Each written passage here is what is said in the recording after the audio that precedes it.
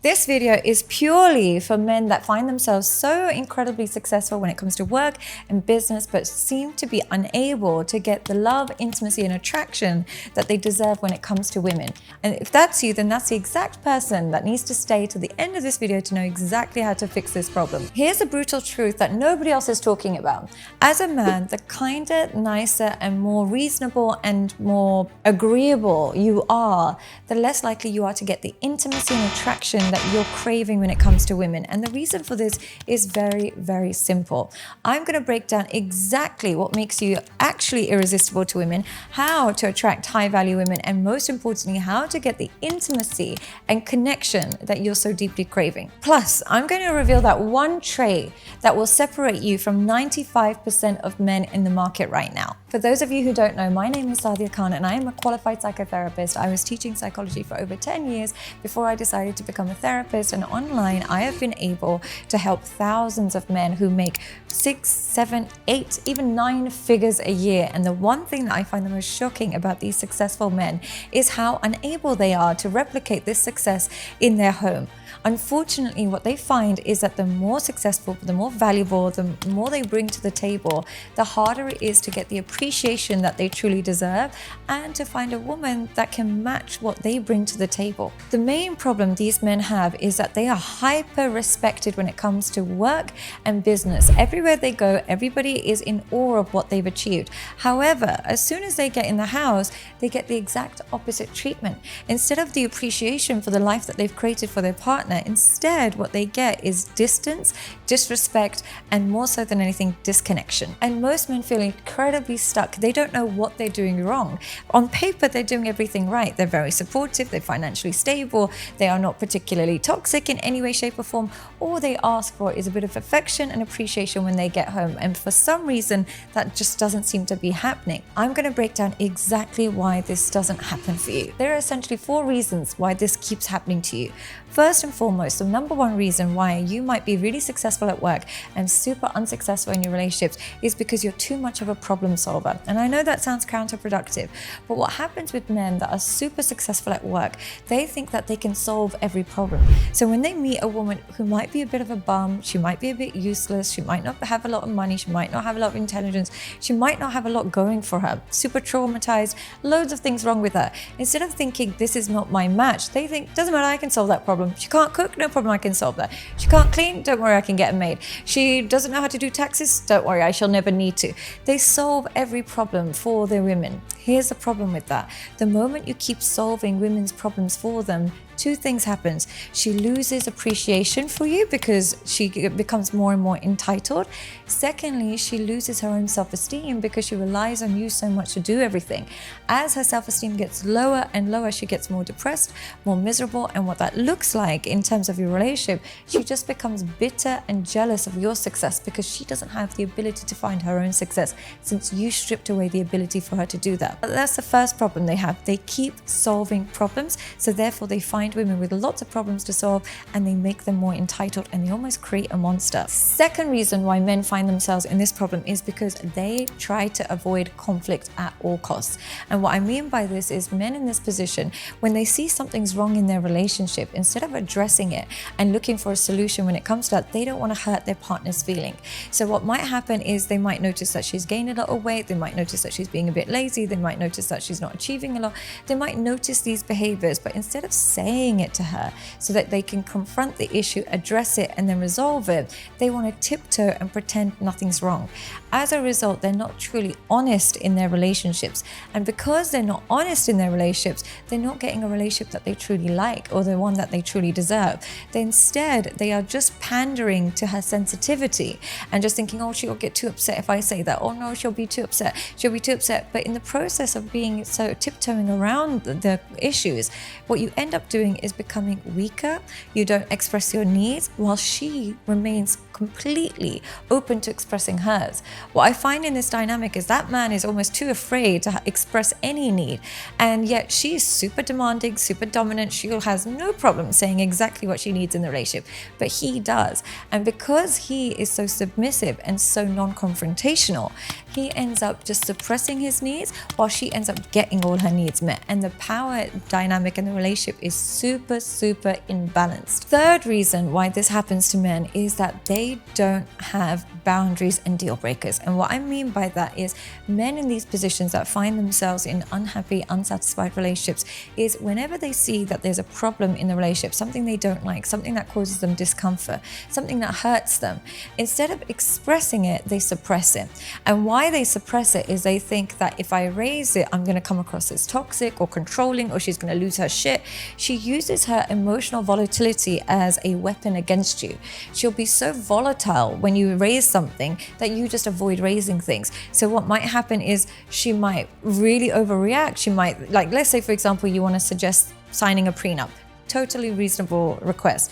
Because she's so volatile and make such a big hoo-ha about it, you just don't bring it up, and therefore you don't sign it, and therefore you're just stuck in this marriage because if you leave, you're going to lose too much.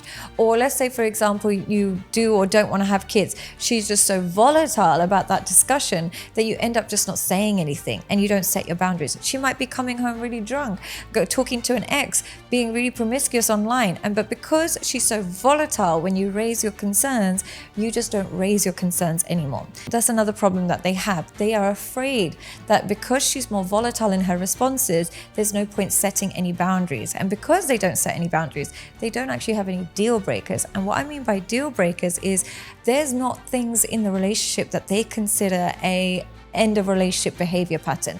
And what I mean by this is it's not clear that, okay, if she keeps disrespecting me, or if she hits me, or if she's cheating on me, I'm going to walk away. Instead, they're thinking, oh, I don't know if I'd walk away. They're unclear on what their final deal breakers are. I'm not saying you need to become really difficult and constantly make issues about everything, but what I am saying is if you don't have a clear understanding of what your deal breakers are, she will be able to smell that off you. And because she knows you don't know what will make you walk away, she doesn't know what will make you walk away, and therefore she'll keep pushing your boundaries until you discover it. The thing that you have to understand is they usually do know their deal breakers. They usually do know their boundaries. It's you that doesn't. And as a result, there's a total power imbalance in the relationship. And the fourth reason why this happens to you is it boils down to one thing. You've lost your masculine dominance. And what I mean by that is some men are just simply too nice. What that means in a woman's perspective is you're not masculine, you're not dominant, and you don't have the leadership qualities. That's what we mean when we say we don't like nice guys. We actually don't mind the quality of being nice. That's a wonderful quality. But if it's you're nice because you're not masculine, you're nice because you're not dominant, you're nice because you don't lead, then that becomes a emasculating trait that reduces a woman's attraction to you. And what I mean by this is if you are afraid to make decisions, if you are afraid to lead, if you are afraid to have conflict, if you're afraid to bite back, and she can sense that you're a bit afraid, not just of her, but just afraid in general to exert your dominance, whether that's sexually, whether that's emotionally, whether that's through negotiations with her, in any way, shape or form, if she can sense that you're afraid to voice yourself, she will automatically consider you as too nice. And what we really mean by too nice is you're a bit afraid. You're afraid. You don't have courage. You don't have the courage to have confrontational conversations. You don't have the courage to walk away. You don't have the courage to set boundaries. You don't have the courage to start again if you have to start again in life with somebody else. You don't have courage. And that's what women say, what they mean when they say they don't like nice guys. What they don't really like is men that lack courage. So having said all of that, those are the 4 reasons why you might find yourself in these positions. But how do you fix this? And that's what I'm going to talk you through. First and foremost, if you are a people pleaser, you have to shift that. There is no way a woman who is high value and who is feminine and is nurturing would ever be attracted to a people pleaser. The only type of women that will find people pleasing attractive are dominant, masculine, or even narcissistic women. And the reason why those 3 types of women find people pleasers useful is because they allow her to dominate. They allow her to take over. They allow her to basically have her way or no way. away. So they like people pleasers because they can get away with murder initially. But in the long run, even dominant, masculine, strong, even narcissistic women lose attraction for people pleasers. So they'll use the people pleaser because he's usually the only man that will allow her to get away with a lot of nonsense. And he's the only man that will allow her to dominate and control and make all the decisions. But in the long run, she will lose sexual attraction to him because she sees him as weak, she sees him as submissive, and she sees him as somebody that is like another child that she has to raise rather than a man that she can admire and respect. So when you are a people pleaser as a man, you automatically remove feminine women as a pool of people that are going to be attracted to you, because feminine women like men that are courageous, can stand up for themselves, and most importantly, if you can't stand up for yourself against her, you can't stand up for her when it comes to maybe standing up for her against your mother, or maybe standing up for her against other men. If you can't stand up to her, you won't be able to stand up to anybody. So feminine women prefer dominant men. The only women that like dominant men are more masculine women. So if you're a people pleaser, you have to remove that from your sense of identity in order to attract the right woman. How you remove it is whenever you go to make a decision, instead of thinking to yourself, oh, what if she doesn't like it? Or what if they don't like it? I don't know how to make that decision. You say to yourself, nah, I'm sure they're going to love it. Oh, I'll make that. She's going to love it. That mentality where they're going to like it. Don't worry, I got this. This mentality where your decisions are good decisions, people will like your decisions. You run with that mentality. And how you gain that mentality is you pay attention to what your partner's needs are, but you don't submit to them. You pay attention and you make a decision based on her needs, but you don't submit to them. And here's what I mean by that. It might be that you know that she likes pasta. You know that she enjoys Italian food. So you decide, this restaurant, I know she's going to love it. What a people pleaser will do is know that she likes pasta. You will say, oh, okay, whatever you think. No, you decide what restaurant, you decide where we go. As a man, you should take into account what she likes, then make the executive decision. Take into account what she likes, but you make the decision. You make informed judgments and decisions. You no longer tiptoe and people please or anything like that. You make to trust your own judgment and you make that call. So that's the first thing. Stop being a people pleaser. That goes on to my second point as a man. In order to be totally irresistible to women, you have to be someone who is a fantastic decision maker. And what I mean by this is you're the type of man that doesn't just boss your woman around and say, I'm the man, I make the decisions, so on and so forth. That's not going to be attractive. It's a case of your decisions happen to be the right decisions at most times. Your decisions take into account what her needs are, what everybody's needs are, and most importantly, what the solution is to the problem. And then you execute that decision. If you're a man that can't make decisions because you're too nervous, you are too shy, you're umming and ahhing, you're so slow at making decisions, most women will get frustrated and be like, forget it, I'll just make the decisions, you don't know what you're doing. And then she'll end up becoming dominant even if she didn't want to. But if you are somebody who is very sure of your decision making, you make good decisions, then you're going to regain your attraction toward women, are going to regain their attraction towards you. And how you become a good decision maker is you think about worst case scenario and you plan for it. And so what I mean by that is you might be planning a holiday. Worst case scenario, it might rain when you get there. No problem. What would you do instead? Well, I have a nice hotel room, so if worst case scenario it rains, I know what to do. Your brain prepares for worst case scenario at all times and then makes an informed judgment. So you become a better decision maker. That's the number one trait you need in order to get your masculinity back. Third thing that would make you far more attractive to most women is you have the ability to walk away. And what I mean by that is if you're a man that gives unconditional love to a particular person, and she can hit you, she can swear at you, she can disrespect you, she can cheat on you, and you think if you just love her more, she's going to be there for you. Unfortunately, all you're going to signal to her is that you are least attractive man she can be with because you don't have any standards. It's not complimentary. For a woman, she's not going to take it as a compliment that you accept all her bad behavior, you let her swear at you, you let her hit you, you let her cheat on you. Women don't take that as a compliment. And the reason why they don't take that as a compliment is because it shows you don't have high standards as a man. You don't even know the difference between a good, bad behavior. You are not used to good behavior. So you showing us unconditional love when you don't know what's right and wrong is not flattering. Instead, when it's a man that has the willingness to walk away, has high standards, has a really good way of knowing exactly how to be treated, then he selects us and he wants to be with us and he wants to marry us. That's flattering. So what I mean by this is, if you don't have any deal breakers and you accept absolutely everything, it will reduce a woman's attraction. But as a man, I'm not saying you have to walk away over every small thing, but you just have one or two things that you know for a fact as a man you won't accept. And those are the only things that you don't even accept the footsteps toward. So what I mean by this is, so many men will say to me, I don't accept cheating. I would never let my woman cheat. I would never let that happen. No problem. But they allow all the footsteps. And what I mean by this is, they'll allow her to post provocatively every single day, which you know is going to invite a lot of attention. They'll allow her to go drinking out every single night, come home 4 or 5 o'clock in the morning. She's constantly on girls' trips without anybody. She disappears for hours on end. They allow all the footsteps, and they feel masculine by saying, I would never let a woman cheat on you. As a man, you need to show some protective jealousy for all the footsteps that might lead to your deal breaker. Similarly, some men would be like, oh, I would never let a woman hit me or anything like that. No problem. But they allow swearing, they allow disrespect, they allow all of these things that make her, in the fights she gets hostile. And then when she finally gets to the hitting, then they kind of don't know what to do, because they've allowed so much of the build-up to be accepted. So what I mean by being attractive and having boundaries and deal breakers is not just you only walk away when that deal breaker happens. You walk away to the footsteps. I'll meet men that will propose and marry to a woman who's still talking to an ex-boyfriend, and they'll say, I would never accept a woman who cheats on me. But you're accepting the footsteps. A woman still invested in her ex that's a footstep towards potential infidelity at some stage. If you want to be a man of high boundaries and high levels of standards, you don't force her to change. You just realize she's not ready for you. That's all. Okay, so you have to have the deal breakers. Now, one of the things that men do when I say to them about having deal breakers is they're kind of afraid. They're like, if I set boundaries, or if I say anything about her speaking to an ex and tell her to stop speaking to him, or if I say to her I don't want her going on so many trips without me and so on and so forth, she might walk away. Good.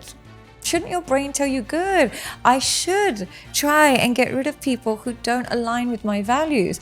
I don't want to do this behavior when I get married. I don't want to be talking to exes. I don't want to be traveling all the time without each other. I don't want to be doing that. I don't want to be drinking nonstop. So if my partner doesn't like that I might have that boundary for her, good, because then it shows that we're not compatible, and it shows that it's only going to fail anyway. When you compromise on your boundaries, all you're doing is prolonging the outcome. The outcome's going to be the same. She's probably going to cheat. She's probably going to leave. She's probably going to disrespect you. By setting them early, you just skip a lot of those potential problems. So don't be afraid to set those boundaries, because firstly, it improves her respect for you, and if it doesn't make her respect you more, she's not ready for a relationship anyway. She's not ready for it. She's got a narcissistic view on relationships where she doesn't believe they involve any compromise. So therefore, it's probably not somebody you should be with anyway. Now, how you develop the willingness to walk away is my next step. You cannot, as a man, have the willingness to walk away from women until you start respecting yourself. And respecting yourself doesn't come psychologically. It's not like, oh, I'm going to just have a boundary and I'm going to start respecting myself and I'm going to walk away if someone disrespects me. That's not going to happen. The only way you will develop the strength to walk away from people is when you show self-respect. How do you show self-respect? Simple. Self-control. And what I mean by this is, if you have self-control when it comes to your money, chances are you'll be more financially stable. Financial stability gives you a strength to walk away from people. It just does. Men and women, it gives you a strength because you have the ability to afford alternatives. Whether that's a holiday, whether it's moving homes, whether it's going somewhere, financially you might be so self-controlled that you have more strength and self-respect. Second thing is, I very rarely meet people who have lots and lots of alternatives that stay in really, really dark, abusive, negative relationships. The trait that they always have in common is they have a lack of alternatives. The quickest way to reduce your alternatives is when you let go of your appearance. It's as simple as that. If you are in a relationship and it's really toxic and it's really negative and you're still sticking to it, there is a lack of confidence in your ability to meet somebody new. And that lack of confidence, almost 80% of that comes from your appearance. If you are a man who has let yourself go physically, or you have reduced your sexual confidence by either watching too much pornography, you're not so secure in your performance, you think that in terms of your sexual performance, you're not so confident. If you've done that to yourself, chances are you're going to stick in toxic relationships regardless. So to improve your self-respect, you have to improve your appearance. And that involves going to the gym, improving your testosterone levels if you have to, improving your sexual dominance, looking like a man that women would want. And I understand not everybody's going to be a 6'5" perfect model. That's not what I'm expecting or suggesting. It's just that you fulfill your potential. So you don't let yourself go, you take care of your hair, things that are free, you do. You could go for a run every day and lose weight. You could, or even going for a run could help you. If you're skinnier, you eat more, as simple as that. Or you could just take care of your skin, you could take care of your hair, you could take care of your clothing. Clothing can come in very cheap forms in this fast fashion world. So you basically fulfill your potential. If you do not fulfill your potential, then don't expect yourself to have the ability to walk away. You just won't have it. It won't happen for you. So I work with so many successful men, those men that are able to replicate their success at home as they are in business. They have very clear routines. They wake up super early, they're in the gym before they get to work, they eat really healthy. They have such structured, healthy routines that if a partner or relationship is disrupting their routine and disrupting their peace, they find it easy to walk away. Whereas men without those routines and without that structure, they hold on to relationships to give them structure. And that relationship gives them a routine, and that relationship gives them a comfort. So they stick at it even when it's toxic and it's not good for them. The final thing that I would say makes a very clear difference between somebody who is emotionally intelligent and somebody who's simply feminine. There is a very fine line between it, and what's happening is a lot of therapists and a lot of advice online is teaching men emotional intelligence, but through a feminized lens, basically making them really feminine, making them really soft, making them really weak, making them almost very girly. And as a result, when women are around these feminine men or these emotionally intelligent men, they sometimes get drained. They listen to this guy who's probably spent 8 years in therapy, and he'll sit there and talk about how his dad's a narcissist and his dad's a piece of shit and his mom, he saved her life and she was so amazing and so perfect. It's great for 5 minutes. Women will be like, oh, he's so self-aware, this is so beautiful, he's in therapy. Great for 5 minutes. Beyond that, women find that repulsive. They might not tell you that, they might not say this, but how it will happen is she'll slowly lose attraction to you. Slowly but surely, she'll stop touching you, she'll stop being around you, she'll stop being affectionate, and she'll seek a more masculine man. And the reason why there's a big difference between being emotionally intelligent and feminine is because feminine means that you are so in touch with your feelings, you're so aware of your feelings, and your feelings dictate almost everything you do. Emotional intelligence is you have feelings, you know exactly how you feel about a situation, but you're focused on problem solving. What am I going to do about it? Okay, fine, my dad was a piece of shit, no problem. But am I going to harbor a grudge for the rest of my life and be childish about it? Or am I going to be like, okay, you probably did the best you could. It's not the end of the world. I'm still a strong man. I can still make good decisions, and I'm going to get on with my life without harboring a grudge. You move on. You literally move on. You're like, that's I have this feeling. I was upset, sad, terrified, whatever it is, but now I'm past it. What some men will do is get so stuck in their feelings that they don't move past it, and then they don't grow and they don't solve their problems. They just have a bunch of problems and they don't solve it. So they'll say, oh, because in my childhood I didn't get enough attention from my parents, and now I crave women and I crave porn and that's no problem. Cool story. What are you going to do about it? A woman, when you're saying all this to her, is thinking, what the fuck are you going to do about it? That's all she's thinking. She doesn't actually care that much about your childhood. She wants to know, what are you going to do about it? So what I would say that there is a huge difference between emotional intelligence and being feminine. You as a man can very easily become feminine if you are focusing on your feelings, but not resolving the feelings. If you're not moving past them, doing actionable steps to resolve it. Yes, you might have a food addiction because when you were a child, you were fed a lot of food and neglected by your parents. Great. What are you going to do about it? Yes, you might have a problem with gambling because you saw your parents do it, whatever it is. Great. What are you going to do about it? That's all she wants to know. Anything else will be seen as becoming like a friend or a sister, or just way too emotionally available to the point where you lose your sex appeal. So really understand the difference between emotional intelligence and being feminine. And the final thing I would say that would make you an irresistible man is when you show you have high standards in women. If you are a man and your past is filled with really women who are constantly cheating on you, women that were constantly using you, women that were really abusive and dominant, or whatever it was, you were around women that treated you badly. All that signals to a woman is you don't have discernment. You don't have good selection. You attract the worst. If you as a man want to improve how you come across to new women, you only select two things you look for in women. Women who are attracted to you and women who are kind and nurturing to you. If you can't find that in your partners, you're choosing wrong. And what that will signal to future women is you'll take bare minimum. As a man, if you fail to select those two characteristics, you will fail to remain masculine. So if you are choosing women who are not attracted to you, the number one thing that you're going to do is find yourself being deprived of intimacy, deprived of affection, and risk infidelity, because you're choosing women who are clearly not truly attracted to you. Automatically, you're going to lose your masculinity because those three things are going to be reduced. Her attraction to you, her intimacy with you, her affection, and her loyalty is going to be in jeopardy.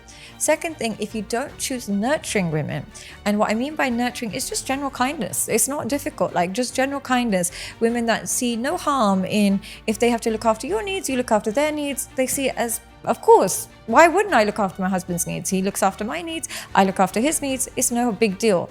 But if you're choosing women who's like, no way, I'm not looking after you, I'm not your mother, I'm not this, I'm not that, and you're choosing women like that with that kind of mentality, it shows that you don't look for good treatment. You don't look for kindness. You don't look for selflessness in relationships. So therefore, you are probably a doormat and you're probably a walkover. Now, so what that will signal to new women is, if she's got good intentions, she's going to think, oh God, we're probably incompatible. If she's a woman that's got lots of red flags, she'll think, perfect. He's chosen a bunch of red flags before me. He's probably going to choose a bunch of red flags later on. I'm going to be able to get away with murder. So your standards in your previous relationships indicate what type of women you're going to attract. And the lower your previous standards, the lower your future standards, unfortunately. Now, an example that I constantly get in relationships from men that are a bit too weak and a bit too nice, and one of the biggest complaints women make about them is they're not dominant enough, particularly sexually. So what men that are too nice and are people pleasers is they don't even initiate sex. What they'll do instead is kind of hope and beg. They might clean the house, they might put the washing away and thinking, okay, this is going to make her like me and then maybe she'll sleep with me. It doesn't work that way. There are so many men, the number one characteristic that they have in intimacy is that they're submissive, they don't initiate. So what ends up happening is the women get really tired and get really unattracted by that. If you're a man that is afraid to initiate, never initiates, don't. Two things. Firstly, it suggests that you might be a porn addict. The reason porn addicts are afraid to initiate sex is they'd rather relieve themselves than potentially face the rejection of sleeping with their women or asking for sex and getting rejected. They have this terror when it comes to rejection, so they tend to turn to porn a lot more. The second thing that happens to men that are so afraid to initiate sex is they tend to turn to prostitutes and escorts a lot more. They're so afraid of rejection, they're so afraid to dominate and initiate that they'd rather just pay for the permission to touch her. That's what they tend to go down. This lack of dominance, and when it comes to intimacy, is so off-putting to women. I can't tell you how many women complain to me about that. They'll say to me, in 12 years we've been together, he's never initiated sex. Or in 15 years that we've been together, he doesn't initiate at all. But then I catch him talking to escorts. I catch him talking to prostitutes all the time. Because those men are so afraid of rejection that they don't dominate women and they don't pursue women.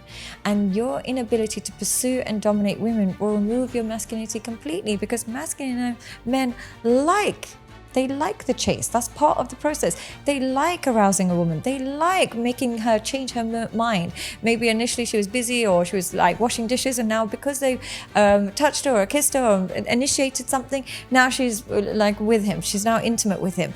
They like that process. What non-masculine men do is like, they need everything to be perfect before they initiate sex. So they'll say, oh no, but I just ate a little while ago, and then we've got dinner reservations in a couple of hours, and they make a bunch of excuses to make sure everything's perfect before they initiate. The real thing is they have a fear of rejection. They have such an intense fear of rejection, and big men with a fear of rejection when it comes to women end up doing two things: turn to pornography, turn to escorts. That's where your life is heading if you don't become dominant, if you don't become dominant when it comes to intimacy. Because women will end up reducing their attraction to you. They won't feel sexy around you because you don't initiate. And as a result, they're more likely to reject you. And therefore, you are left with very little choice other than having to pay for women for their time, which is, again, going to reduce your masculinity further. So if any of this sounds familiar, you just have to understand the reason I'm saying this to you is because I've worked with thousands of men in this position, and they all tend to come to me a little bit frail, non-dominant, a bit shy, like powerless is the main way I would describe them. They don't have their power. And when I've worked with them and I've understood exactly the causes of their powerlessness, why they've got this way, what's happened in their life to cause this, and as soon as I start working with them, I help them realize that the more boundaries, the stronger they get, the higher their self-esteem. They think that if they do all of this, their wife's going to be angry or their partner's going to hate them and no woman's going to want to be with them. They don't realize that it's the exact opposite effect. Women will flock to you, they'll respect you, they admire you, and most importantly, it restores your sex appeal, so they'll want you intimately. So that's my key goal when I work with these people, is how to make them better decision makers, problem solvers, leaders, dominant, and most importantly, masculine. And after working together, the main thing that they'll find is that they can finally be authentic, because they're not tiptoeing, wondering what she's thinking, wondering what she'll say, wondering if she'll like this, wondering if she'll like that. They can finally be themselves. And the moment they can be themselves, they can truly fall in love. Up until that point, they've only maintained their relationships by walking on eggshells. They've only maintained their relationships by not saying what they truly think and feel. So they're not even sure if they're truly in love with this woman, or if they're just in a relationship, because that relationship hangs in the balance of him not expressing himself and him just tiptoeing and him just being a people pleaser. And he's afraid if he can finally voice himself, he might lose her. So he's not truly in love. You can't be in love with someone when you have to wear a mask around them or you have to tiptoe around them. It's impossible, because you're not being yourself. So the whole goal of working together is to improve their authenticity, and therefore their relationships no longer feel draining, they feel invigorating. So if you're serious about becoming an irresistible man in 2026, I have an absolutely free newsletter that you can subscribe to, and every single week you'll get tips and tricks that I haven't said online that are specific to this particular need, and hopefully improve your relationships almost automatically. You've spent years perfecting the craft of business and being successful. Now it's time to replicate that in your relationships. If you want more information on how to improve your dating life, how to improve your connection, and most importantly, how to become an irresistible man, make sure you follow for more content. If this video resonated with you, make sure that you follow, subscribe, and there's links in the bio if you would like to know more details.